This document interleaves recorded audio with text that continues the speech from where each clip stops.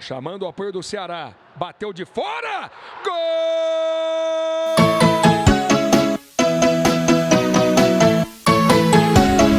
Salve, salve nação azul ligada aqui no canal. Pessoal, hoje temos um convidado muito especial aí. Antes de começar o vídeo, vou pedir vocês para se inscrever no nosso canal, deixar o like e deixar nos comentários aqui quem vocês gostariam de ver aqui nos próximos vídeos, ok? Então já comentei quem vocês gostariam de ver aqui no próximo resenha. E hoje, pessoal, temos um convidado aqui especial, um convidado que é campeão mundial, campeão da Libertadores, bicampeão brasileiro com o Cruzeiro, campeão da Copa da França. Resumindo aí, ele tem mais tradição que o nosso rival, mais história, mais títulos, coisa que não é muito difícil, inclusive, né? Ceará, seja bem-vindo aqui ao Resenha, Ceará. Muito obrigado pelo convite, deixar saudações aí, celeste a todos cruzeirenses, privilégio aí poder participar com vocês desse bate-papo, Resenha 5 Estrelas, estou à vontade aí, meu amigo. Vamos começar lá atrás, né, quando você jogava ainda pelo Inter, que você é um jogador de muita história, andei pesquisando um pouco sobre você, e se for falar da sua história inteira, é muita coisa. Campeão mundial, campeão da Libertadores, campeão da Copa da França, muita história. Então vamos falar de Mundial um pouco, né? Em 2006 você ali jogou junto contra o Ronaldinho, no caso, né? E ficou conhecido por ser o jogador que parou o Ronaldinho naquele Mundial. Como que é essa sensação naquele momento de ser reconhecido por isso? Na verdade, na carreira do atleta, né, existe alguns momentos, né, que são inesquecíveis, né, seja a conquista de uma competição importante, como foi o Mundial, né, na minha carreira, mas alguns confrontos também que são marcados. E eu acho que a gente tem que estar preparado, né? O atleta tem que estar preparado para esses momentos. E eu me preparei realmente para grandes desafios, né? E esse foi, até o momento, tinha sido o maior desafio da minha carreira, poder disputar um Mundial de Clubes. A gente tinha sido campeão da Libertadores, né? Em cima do São Paulo. É um jogo muito difícil, né? O São Paulo com um excelente elenco, que tinha sido o último campeão Libertadores e campeão do mundo em 2005, né? O São Paulo. Então nós quebramos essa hegemonia do São Paulo, né? Sendo campeão da Libertadores. E chegando no Mundial, tendo que enfrentar o Barcelona na final, não foi nada fácil, né? Não somente para mim, mas para todos os companheiros. A gente estava bem apreensivo e naquela incerteza o que aconteceria, né? Mas como a gente sempre diz, né? O não, entre aspas, a gente já tinha, né? Então a gente tinha que ir em busca do sim, ou seja, o título a gente não tinha até então a gente tinha que ir em busca do título. E seria o título mais importante da história do clube. E eu, dentro desse confronto contra o Ronaldinho, né? Esse oponente ali melhor do mundo, eu tinha uma missão quase que impossível, né? De pará-lo, uma vez que ele havia jogado contra os melhores laterais da Europa, vamos dizer assim, né? Os melhores clubes, e tinha detonado, né, literalmente a maioria deles, né? Mas, como eu falei anteriormente, eu me preparei, eu assisti alguns vídeos dele, alguns jogos, né, para realmente montar uma estratégia particular. O Abel Braga, que era o treinador, né, me falou que se eu conseguisse neutralizá-lo, nós neutralizaríamos 50% a 60% do Barcelona, né, somente em cima do Ronaldinho, que a nossa porcentagem de vencer aumentaria muito. Então, eu fui para o jogo, realmente sabedor da minha missão, mas sabia também que sozinho seria difícil, né? Porque o futebol é coletivo, e falei com os meus companheiros que jogavam comigo, do meu lado. Também pedi muita sabedoria de Deus, né? Orei bastante para que Deus me desse força, me desse sabedoria, boa estratégia. E finalmente as coisas saíram muito bem, né? Nós conseguimos, de uma forma coletiva, neutralizar não só o Ronaldinho, mas como os demais jogadores do Barcelona. E tinha Iniesta, Xavi, né, Deco, Giuli e outros mais, né? Uma grande equipe. Então nós tivemos esse privilégio de marcar a história de um clube, né? De um clube centenário. Então, como eu dizia, né? Então nós coletivamente nós conseguimos fazer um jogo muito bom, né? Contra uma equipe bem qualificada do Barcelona. E tivemos a felicidade de o Gabiru entrar no jogo e conseguir, então, fazer o gol que nos concedeu a vitória. E marcamos assim a história do Internacional, né, com esse título, um clube centenário, e nós conseguimos então deixar o nosso nome na história do clube, né? Foi muito importante e foi assim memorável esse jogo para todos nós, né, que participamos daquele jogo. E também depois do Mundial, teve aquela história de uma faixa lá no Sul, na Avenida Ceará. Conta pra gente um pouquinho dessa história aí. Então aí depois vem, né, os famosos memes, né, que antigamente a gente não conhecia como memes, né, mas tem as suas expressões, as suas frases e suas maneiras de deboches, né? E aqui no Rio Grande do Sul, na verdade em Porto Alegre, tem, né, uma avenida chamada Avenida Ceará, e colocaram uma faixa bem no início da avenida, né, que é uma avenida saindo do aeroporto, indo em direção à região central, e colocaram uma faixa proibida a passagem de Ronaldinho, né, de Ronaldinho Gaúcho, né. Caralho, o maluco é brabo. Porra! E essa foi uma das, né, e teve outra também que o Ronaldinho só poderia entrar no Brasil, né, vir para o Rio Grande do Sul só pelos Estados Unidos, não poderia vir pelo Ceará, entendeu? Muito Então, porque quando vem da Europa, normalmente se passa pelo Nordeste, né? Então tem essas coisinhas que o pessoal inventa aí, mas é tudo a situação realmente de zoeira. Às vezes que eu encontrei ele depois, até mesmo em clássico, né, em Minas Gerais, sempre conversamos na boa, nada de relembrança, né? Porque até mesmo para ele não seria bom relembrar aquele mundial e para mim eu não quis relembrar também para não ficar chato para ele, né? Eu vou até pedir o editor para colocar na tela aí aquela foto que tem você comemorando o título mundial e o Ronaldinho assim com a cara bem triste, né, de ter perdido o mundial, um dos títulos que não conquistou na carreira, né? Então foi bem triste aí pro Ronaldinho. Pois é, rapaz. Assim, o fato curioso, né, que o Barcelona já tinha todo organizado já a comemoração do título, né? Tava tudo bem organizado. E da nossa parte, a gente como franco atirador, né? A gente não tinha organizado nada, né? Eu acho que só tinha um jantar no hotel mesmo, né? Então, quando o pessoal, os dirigentes viram que a gente conseguiu ser campeão, né? E eles se mobilizaram lá e conseguiram uma churrascaria lá japonesa, imagina, de fundo de quintal, aquela churrascaria, eu acho que até com carne de gato, algo coisa do tipo, né? No Japão se espera tudo, né? Dos asiáticos, mas brincadeiras à parte, né? Mas foi mais ou menos isso mesmo. Foi uma coisa do improviso, né? De última hora lá, conseguindo uma churrascaria para a gente poder comemorar o título, mas da parte do Barcelona já estava tudo organizado, até mesmo, né, os papéis ali que joga depois, né? Depois do título ali, era tudo grená ali, que era a cor do Barcelona, sabe? Mas nós, como diz aquela famosa expressão, jogamos água no chope dos caras. Eu relembrei essa história aí do Mundial com o Gil Lippe, que eu joguei com ele no Paris Saint-Germain, né?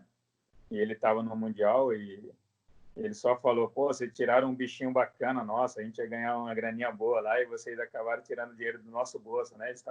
Falou assim, estava até contando ali com aquela grana ali para as férias, para a viagem, e você tirou dinheiro do nosso bolso, né? E depois zoei também o Thiago Motta, né? Que peguei ele no PSG também, o Thiago Motta, que estava no Barcelona na época. Mas com o Ronaldinho eu não tive a audácia de brincar ou de zoar com ele nesse sentido, né? Você já saiu do Inter e se transferiu para o PSG, que também fez uma bonita história lá, é reconhecido por alguns torcedores, né? Como foi essa sua passagem lá no PSG? Foi uma boa passagem, cara. Foi o clube, assim, profissionalmente, foi o clube que eu mais atuei, né? Que mais joguei foi o PSG, foram 5 temporadas, né? Nenhum outro clube no Brasil conseguiu ficar tanto tempo, né? Defendendo as suas cores. E o PSG, então, foram 5 temporadas, uma equipe, assim, se é que existe, né, essa expressão para o Paris Saint-Germain, né? O período de vacas magras, né? Mas foi esse período de vacas magras que eu peguei no PSG, né, sem grandes investimentos, Então, eles estavam apostando bastante no jovem, na categoria de base.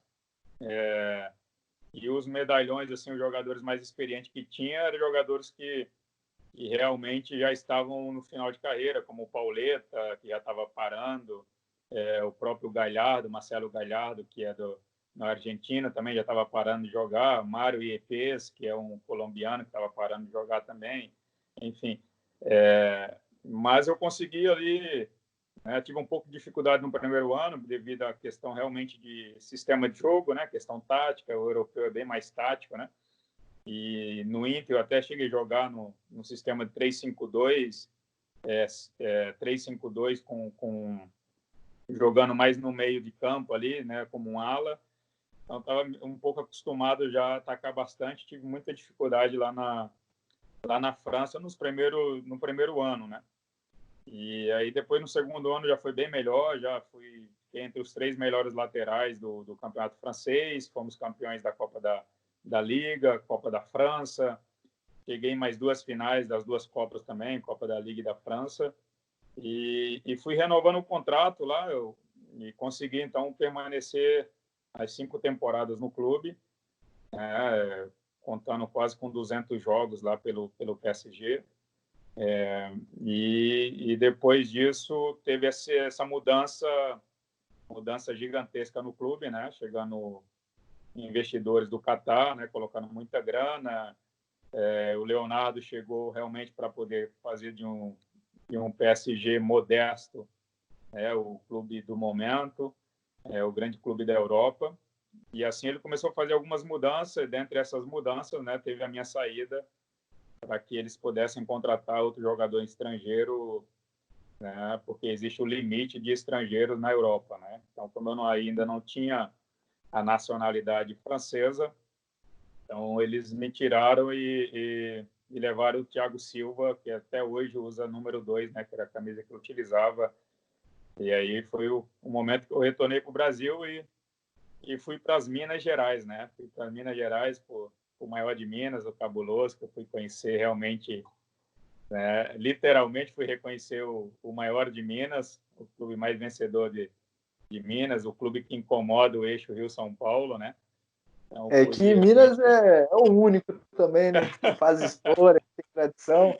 Só tem o Cruzeiro. Eu fiz uma gravação com o Piquitito, o narrador da Rádio Super. Até brinquei com ele, ele comentou das reprises que está tendo na TV aí, né? Dos jogos. Aí ele falou que tem até o resto do ano para passar na TV toda a história do Cruzeiro, né? Aí que nem eu falei com ele, mais 2 episódios e já acaba a história do Atlético toda. Pois é mais ou menos isso, né? São 3 clubes em Minas, né? Que são um pouco mais conhecidos, mas o Cruzeiro realmente está bem acima dos demais, dos outros 2, né? Tanto é que eu acho que faz 1 ou 2 semanas aí passou a final da Libertadores aí do Atlético. Eu acho que eles soltaram até fogos e tudo mais, né? Então eles têm que comemorar como se fosse título. Exatamente, eles têm que soltar fogo na reprisa, né? Na retransmissão aí dos jogos, porque infelizmente não tem muita história, né, para contar de títulos.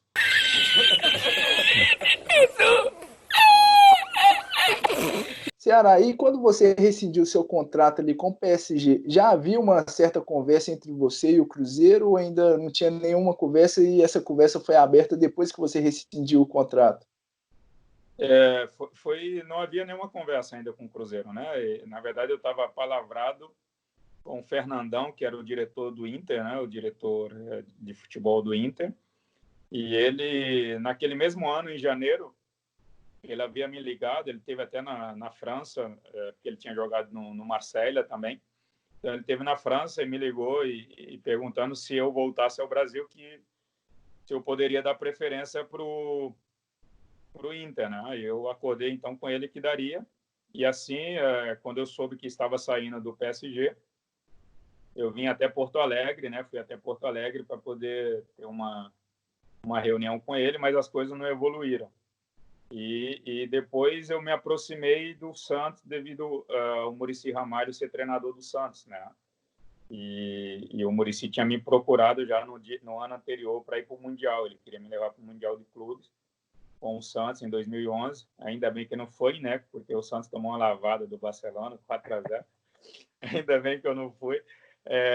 Então, o meu empresário foi e ligou para o Muricy, ele queria de qualquer jeito, mas naquela época o Santos só tinha dinheiro para o Neymar, né? Então era tudo voltado para o Neymar. Então as coisas não evoluíram e posteriormente meu empresário falou com o Alexandre Matos, porque ele tinha levado o Alex Pirulito, né, um zagueiro para o Cruzeiro. Houve o interesse do Alexandre e as coisas evoluíram, né? Mas um cara que foi decisivo na minha vinda para o Cruzeiro foi o Tinga, né? Eu estava ainda na França e ele me ligou e realmente avalizando tudo, né? Do clube, a estrutura, o profissionalismo do clube, né? Um clube que realmente valorizava o profissional, que tudo que o clube acordava eles cumpriam. Então tudo isso me deu uma segurança para voltar, né? E para o Cruzeiro. Mesmo porque eu já o conhecia e o Borges também estava vindo para o Cruzeiro, também já tinha jogado com o Borges já.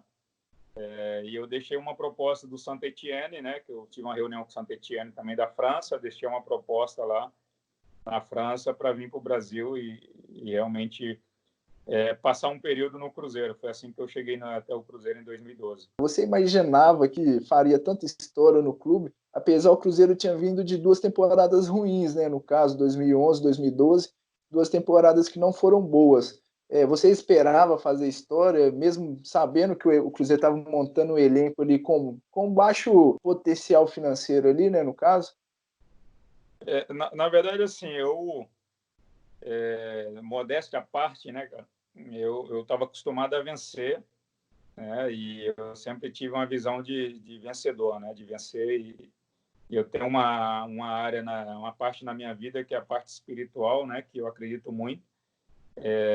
E eu sempre fui muito ousado nessa área espiritual, né? Crendo no poder de Deus e eu sempre orei realmente a Deus para que aonde Ele me levasse, Ele me utilizasse para fazer a diferença, né? Nos clubes, né? Minha profissão é o futebol. E a Bíblia tem muitos exemplos assim de homens que, crendo em Deus, conseguiram realmente fazer coisas inacreditáveis, né? E eu tenho essa visão realmente de, através da minha vida, Deus poder utilizar e fazer muitas coisas boas. E eu cheguei no Cruzeiro com essa visão. Cheguei realmente com a visão de ser campeão. Não sabia quando, mas eu queria, de alguma forma, conquistar com o clube, né? E aí, 2012, a gente terminou no meio da tabela ali, né? Em 9º lugar, eu acho, em 2012. E aí teve a mudança de treinador e a mudança, assim, realmente do elenco também, né? Saiu a maioria dos jogadores, chegaram outros jogadores novos, mas não tinha, assim, uma grande expectativa, né? A gente iniciou o ano, o que nos deu, assim, uma segurança que a gente estava no caminho certo foi o primeiro clássico, né? Na reinauguração do Mineirão. A gente ganha de 2-1, né? Do Atlético. E então aquilo nos mostrou que a gente tinha condições de fazer um ano bom, né? E a gente estava montando um elenco legal de jogadores que estavam com fome, que queriam realmente vencer. E haja vista, nós conseguimos, né, ser campeão brasileiro, mas houve uma decepção que foi perder o Mineiro, né? Nós perdemos o Mineiro, então houve essa pequena decepção, mas nos deu força, assim, para a gente poder provar que era possível a gente fazer algo diferente, algo grande, e conseguimos essas 2 conquistas seguidas, né?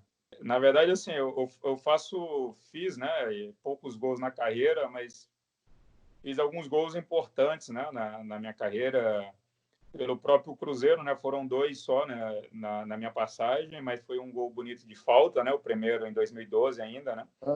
Já fazia ali uns 2 anos, 1 ano e meio, 2 anos que o Cruzeiro não fazia nenhum gol de falta, nenhum jogador, e eu cheguei ali e fiz aquele gol de falta. E posteriormente esse gol também contra o Coritiba em 2015. Um jogo bem difícil, um jogo truncado, e a gente estava ali também beirando a zona de rebaixamento. E o Coritiba era um dos concorrentes também ali para o rebaixamento, aquela zona ali vermelha, né? E eu consegui, então, fazer aquele belo gol que abriu as portas e a gente conseguiu vencer aquela partida 2-0, né? Então, foram poucos gols, mas gols importantes que eu fiz na carreira, né? E esses dois pelo Cruzeiro também. Você enxergou esse rebaixamento do Cruzeiro aí, né, no ano passado? Infelizmente, o Cruzeiro está na Série B do Campeonato Brasileiro. Você que já foi campeão da Série B e você também que já foi rebaixado com o Inter em 2016, sentiu na pele o que é um rebaixamento. Como você enxerga esse rebaixamento do Cruzeiro? Eu costumo dizer, né, que o sucesso e também, né, a decepção ou a frustração, né, da derrota, né, ela não acontece, né, de um dia para o outro, né? Então, isso tem uma consequência já de um período, entendeu? Então, eu não vejo assim que o Cruzeiro, eu até acho que foi até o Fábio, né, em não sei se foi em live ou em alguma entrevista, o Fábio falou que mesmo no ano que foi campeão da Copa do Brasil, né, em 2017, que foi campeão da Copa do Brasil, né? Então, quando foi campeão da Copa do Brasil, que ali já tinha algumas coisas erradas, mas o título acabou, né, cobrindo, né, acaba cobrindo a conquista. Então, essas coisas aí já vêm de um tempo, né? E a parte administrativa, em qualquer segmento, né, se você não administra bem a empresa, uma hora chega a conta para pagar. Então, foi isso que aconteceu com o Cruzeiro, né? Então, começou a má administração e aí, na hora que começou a aparecer essa má administração, influenciou na instituição inteira, né? E o jogador, ele não é de ferro, não é um robô, entendeu? O jogador, o atleta, ele tem um cérebro, ele pensa, ele analisa, ele escuta, ele vê, né? Então, as coisas começaram a ser faladas e tu imagina assim, você trabalha numa empresa, aí você não recebe o teu salário e você sabe que o teu chefe ali, o teu gerente, o teu diretor está viajando, está gastando grana aí, está desviando grana da empresa e você lá, de repente, sem receber o teu salário, sabe? Então, inconscientemente, isso mexe com o atleta, né, que é ser humano, consequentemente, também vai mexer com o rendimento dele. Sabe? Então, foi isso que infelizmente aconteceu e todos nós, né, que gostamos do clube, que torcemos pelo clube, todos nós sofremos com isso, né? A gente está de fora, eu fiquei de fora vendo aquilo e a gente só lamenta mesmo e sofre com essa situação, mas na torcida que o Cruzeiro possa se reerguer agora com a nova gestão que está entrando no clube, né? O que você acha que deve ser feito aí para essa reconstrução do clube, né? Colocar ordem na casa, conseguir garantir o acesso à Série A novamente, para voltar ao patamar que o Cruzeiro é? O que você acha que precisa aí? Primeiramente, a gente está vendo aí que está precisando de grana, né, cara? É, Que está com muita dívida o clube, né? Com dívidas aí para já, né? Já foi punido por causa de é a uma, hora né? de aparecer aqueles investidores que apareceram lá no PSG lá em 2012 lá, pode aparecer agora no Cruzeiro que vai ser bem-vindo.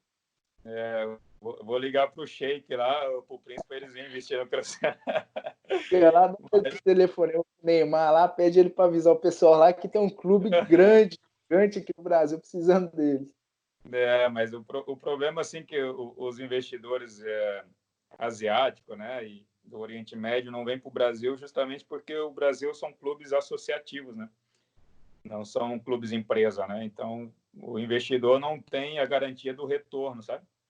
Então é isso que dificulta muito o investidor vir para o Brasil. Então a maioria das empresas que investem no futebol no Brasil são realmente como patrocinadores, né? Eles vêm lá, patrocina para divulgar a marca deles, né? Enfim.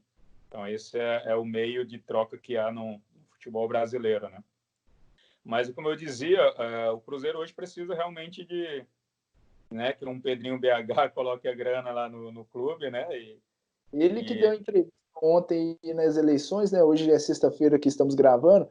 Ontem ele deu uma entrevista falando que não vai deixar de ajudar o clube, que vai apoiar o clube, vai continuar investindo no clube para ajudar nessa reconstrução. exatamente. Então ele é um dos caras que realmente a gente sabe, né? A gente sabe de fora aí que é um dos caras que dá o suporte para o clube aí muito grande, né? E ele apoiou o Serginho aí, né? O Sérgio Rodrigues, que é o que é o novo presidente. Então, eu acredito que ele realmente tem a confiança, que o presidente tem a confiança dele e ele vai ajudar, né, nessa reconstrução do clube aí, pelo menos nessas dívidas. Então, deve ter outros também investidores do clube, né, que vão estar nesse momento aí vendo transparência no clube. Então, como eu dizia, a primeira coisa financeira e a segunda transparência, né? Então, eu acho que é importante o presidente hoje, né, fazer uma gestão correta, com muita transparência, né, para a torcida, para que o torcedor volte a confiar realmente na nova gestão e volte a torcer e ir ao estádio. Então, a administração tem que ter pessoas que saibam buscar recursos para o clube hoje, né? Explorar a marca do clube para buscar recursos e estabilizar um pouco a economia do clube, né? Ô Ceará, quero agradecer a sua presença aqui no Resenha 5 Estrelas. É um prazer te receber aqui e muito obrigado mesmo pelo que você já fez pelo Cruzeiro. Nós, como torcedores, reconhecemos aí o grande futebol que você apresentou aqui, os seus títulos. E a gente quer te agradecer aí pela presença. Foi um prazer enorme gravar com você. Eu que agradeço aí, deixo mais uma vez, né, saudações celestes aí para todos aí, um grande abraço, né, todos que vão nos acompanhar, que vão nos assistir. E eu espero um dia voltar para o Cruzeiro, né, talvez na parte, né, de gestão. Eu espero que realmente, porque eu moro, né, aqui próximo aqui de BH, eu moro em Nova Lima. Então, eu estou sempre acompanhando o clube e espero um dia poder contribuir de uma forma mais efetiva para que o clube possa continuar com a sua história linda, né? Escrevendo páginas heróicas e imortais. Em momentos de dificuldade é que descobrimos em quem confiamos. Nessa fase de reconstrução, assim como eu, a Bem Protege não abandonou o Cruzeiro. Proteja o seu veículo e ganhe uma adesão anual do Sócio Reconstrução. Mude para a Bem Protege sem burocracias e ajude a construir o cabuloso. Seja um grande reforço do nosso time. Acesse o Instagram da Bem Protege e saiba mais.